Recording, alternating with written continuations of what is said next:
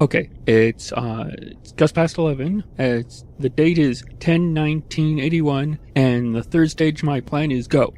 Oh, Clutch Gumstone, audiolog number 2. Yeah, I should have prepared something to say at this event, but oh well, when I'm in the field I won't be going off the script, so might as well start now. I got a sensor alert of some pony leaving a stable far off in the eastern desert.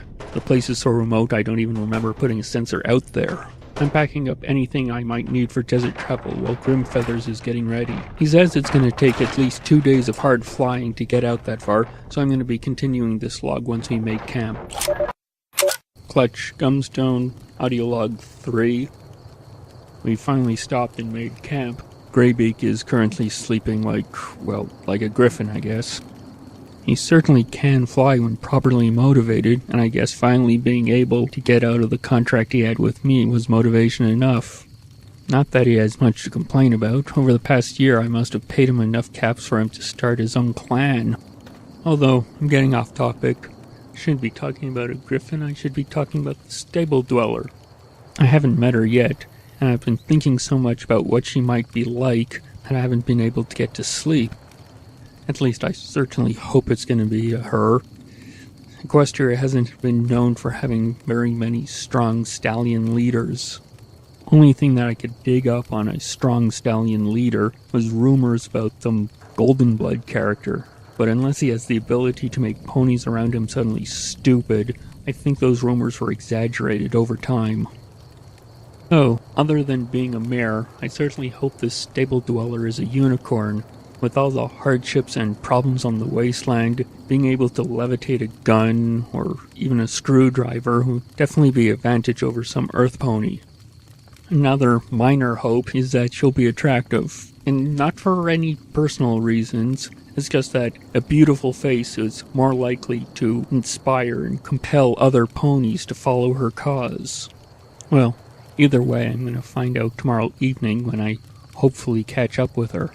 I figure that she's going to be making her way to the ruined city of Camelton. It's visible from where her stable is, and pretty much the only place to go in that desert. Grimfeathers is going to be dropping me off a short distance away from her planned trajectory, and then I'm going to be hoofing it towards her the rest of the way.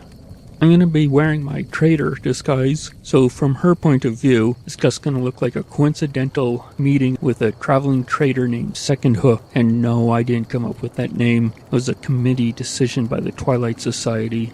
I'll offer her water or ammunition or whatever she needs to ingratiate myself with her, and then travel along with her as she heads towards whatever her destination is, hopefully down in history. But for now, I need to be getting some sleep. Next time I make this recording, it'll be after meeting the mare herself. Clutch Gumstone Audio Log 4. Well, this certainly didn't go how I planned. Well, I guess I should start off with the good news, what little of it there is. The motion tractor signal was of a stable dweller leaving the stable, not a false positive or something like that, and she is female, like I hoped for. And that's about as far as my hopes got. Now for the bad news. I'll start with the most apparent point, that she's not a unicorn, she's an earth pony. While an earth pony's extra strength and determination does have their uses, they just are not as versatile as a unicorn is. For example, until we can get Rock a battle saddle, as her name by the way, Rockflower, until we can get her a battle saddle, she's restricted to use whatever weapon she can stick in her mouth. Not that it would do her much good, her survival skills seem to be almost non-existent. When I found her, she was dying from exposure, having just barely survived a battle with rats. And I don't mean the giant mutant rat variety, no, just normal cave rats. I had to use up nearly all the healing items that I brought and most of the water just to get her fit enough to travel. But Equestria wouldn't be saved by just survival skills alone. No, the real key is all that knowledge and wisdom from being brought up in that special stable environment that would actually save the day. Too bad for everybody else that she can't remember any of that. She claims that some kind of memory spell had messed with her head. She says that she could remember things, but not stuff, whatever that means. But so far it boils down to that she knows about fairies and ghosts, but has no idea what a unicorn is. And to top it all off, she's not even attractive. If you were being generous, you might call her handsome, maybe.